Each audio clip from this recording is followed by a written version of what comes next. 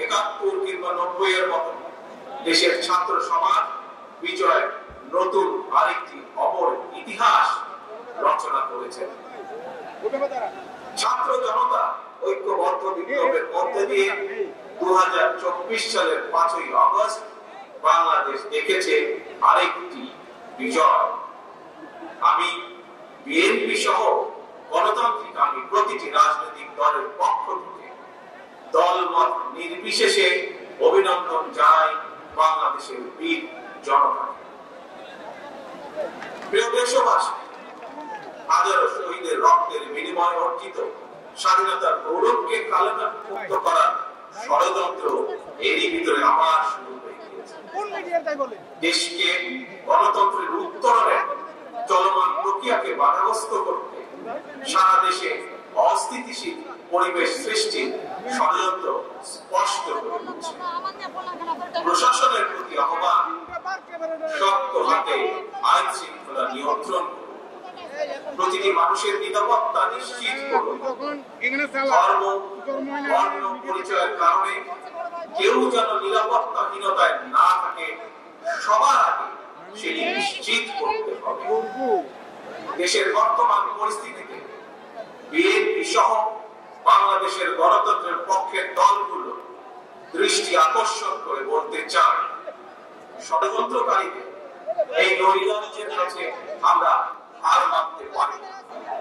আমি বিশেষ করে এই মুহূর্তে দেশের সবচেয়ে বড় এবং জনপ্রিয় রাজনৈতিক দল হিসাবে সারা দেশে বিএনপির সর্বস্তরের নেতাকর্মীর প্রতি আহ্বান রেখে বলতে চাই, আপনারা যিনি যেখানে বসবাস করেন সেখানে আপনার বন্ধু কিংবা পাড়া প্রতিবেশী, তিনি মুসলমান, বৌদ্ধ, হিন্দু, খ্রিস্টান, ধর্মীয় পরিচয় যাই হোক না কেন, বিশ্বাস যাই হোক না কেন, তার নিরাপত্তায় আপনি ঢাল হিসাবে দাঁড়িয়ে দৃষ্টান্ত স্থাপন করুন।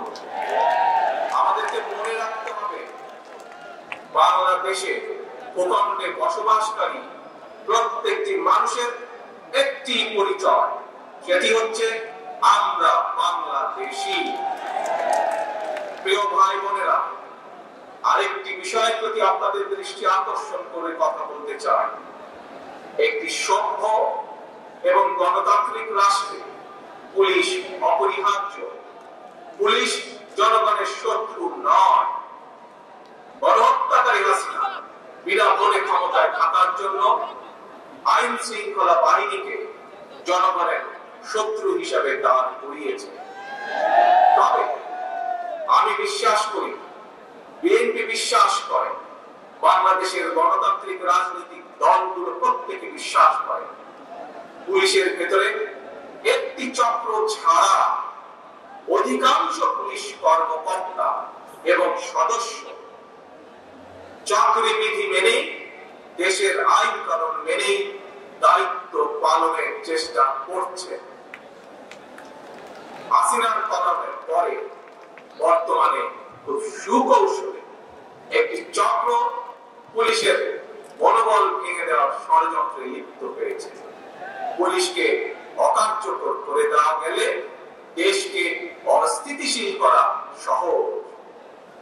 ধর্মীয় সংখ্যালঘু জনগোষ্ঠীর মনে নিরাপত্তা সৃষ্টি করা, নিরাপত্তাহীনতা সৃষ্টি করা সহজ। অস্থিতিশীলকারীদের আমি হুঁশিয়ার করে দিয়ে বলতে চাই, পুলিশ কিংবা ধর্মীয় সংখ্যালঘু জনগোষ্ঠী আজ থেকে, এই মুহূর্ত থেকে হামলা কিংবা নৈরাজ্য বন্ধ করুন। এমনকি কেউ বিএনপির নাম ব্যবহার করে কোন অপকর্ম করতে চাইলে তাকে ধরে আইনের হাতে তুলে দিন। কোন পুলিশের বিরুদ্ধে কোন সুনির্দিষ্ট অভিযোগ থাকলে সংশ্লিষ্ট কর্তৃপক্ষের কাছে যথা নিয়মে অভিযোগ দায়ের করুন। দেশবাসীর প্রতি আমার বিনীত আহ্বান,